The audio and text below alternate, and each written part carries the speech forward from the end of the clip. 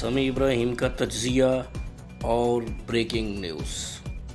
समी इब्राहिम और बहुत ही इम्पोर्टेंट स्टोरी मैं आज डिस्कस करने जा रहा हूँ आपके साथ। मैं बड़ी ज़िम्मेदारी से ये बात आपको बता रहा हूँ। मैंने बहुत रिसर्च की, पीटीआई के बहुत सारे लोगों से मिला हूँ और भी बहुत सारे लोगों से मिला हूँ, लेकिन मुझे कहीं से भी इस बात की तस्दीक नहीं हुई कि अली अमीन गंडापुर या बैरिस्टर गौहर या हामिद रज़ा साहब या असद कैसर या उमर अयूब साहब, किसी की भी इमरान खान से कोई मुलाकात या गुफ्तगू हुई है। डी चौक इमरान खान की जो आखिरी इंस्ट्रक्शंस थी वो ये थी कि आप डी चौक पहुँचें और वहाँ पर आप एहतजाज जारी रखें, और ये इंस्ट्रक्शंस थी कि एहतजाज उस वक्त तक जारी रहेगा जब तक जस्टिस मंसूर अली शाह का बतौर चीफ जस्टिस नोटिफिकेशन नहीं होता।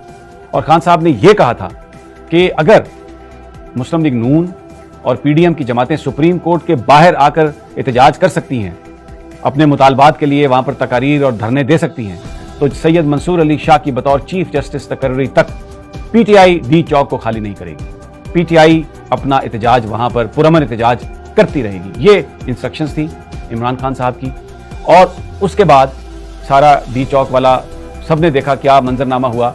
हफ्ते वाले दिन अली अमीन गंडापुर पहुँचते हैं, फिर सबके सामने है किस तरह वो वहाँ से केपी हाउस जाते हैं और उसके बाद फिर वो अपनी एक कहानी बयान कर रहे हैं। मैं इस बात पे गए बगैर कि उनकी कहानी सही है या गलत है, ये बात मैं आपको बता सकता हूँ कि जब से डी चौक से अली अमीन गंडापुर आए हैं उस वक्त से इस बात की कोई शहादत नहीं, कोई तस्दीक नहीं, बल्कि ये चीज़ एस्टेब्लिश हो रही है कि पीटीआई के किसी लीडर की इमरान खान से कोई कम्युनिकेशन नहीं हुई, कोई गुफ्तगू नहीं हुई।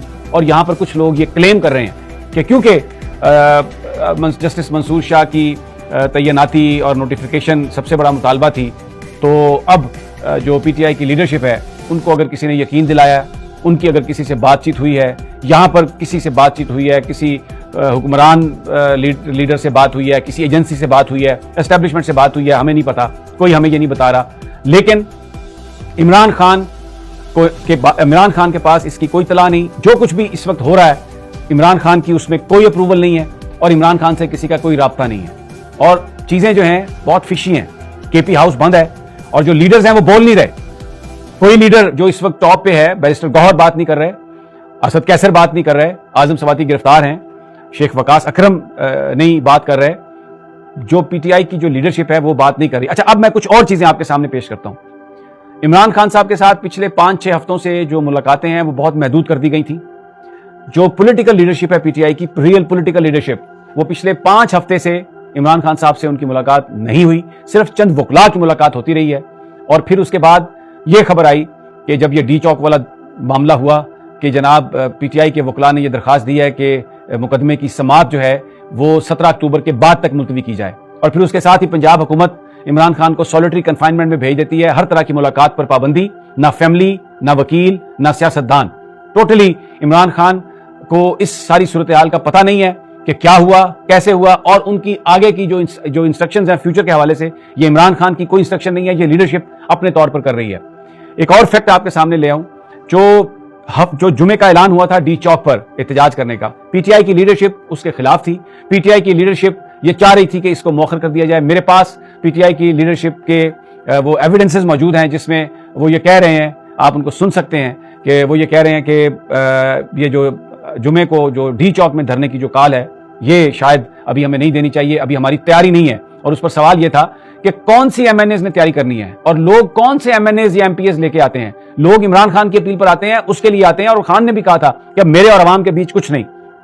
एक और फैक्ट आपकी मैं सामने पेश करना चाहता हूं कि ये सारे लोग जो हैं जिनके मैंने नाम लिए हैं, ये अपनी मर्जी की गुफ्तगू करते थे, लेकिन इसमें अलीमा खान साहबा वो जाके डायरेक्ट जो हकीकत है वो बयान करती थी।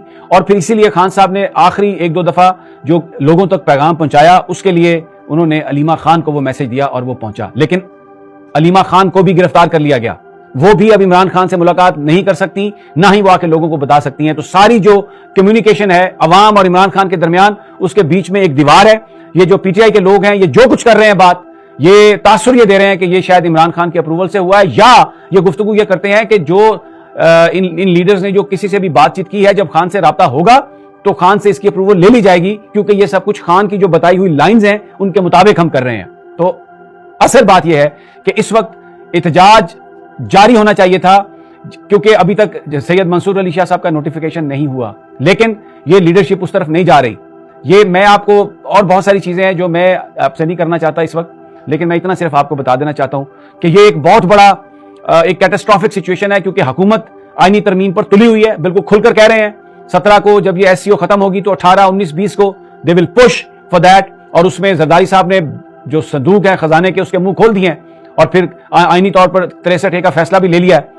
اور ابھی بیچ میں صرف ایک مولانا فضل الرحمان کی بات ہے، انہوں نے ایک آئینی بینچ کی بات کی ہے، لیکن آگے وہ کیا کرتے ہیں یہ بہت ضروری ہے کہ PTI کی لیڈرشپ اس وقت مولانا فضل الرحمان کے خلاف گفتگو نہ کرے، کیونکہ جو گفتگو کرتا ہے اس کا مطلب یہ ہے کہ وہ پھر PTI کے ساتھ مولانا کی اگر کوئی قربت بن رہی ہے تو اس کو کمزور کر رہا ہے. اور اس وقت قربت جو ہے وہ صرف کانسٹیٹیوشنل پیکج کے حوالے سے ہے. تو خان صاحب کے ساتھ کسی کی ملاقات نہیں ہوئی، اس وقت جو ہو رہا ہے خان کو نہیں پتا. اور اب دیکھیں یہ ایک اور مسٹریس چیز ہے، سماعت تھی کہ جی ان سے وکلاء کو خاندان والوں کو ملاقات کی اجازت دی جائے، تو انتظار پنچوتا صاحب اب غائب ہیں.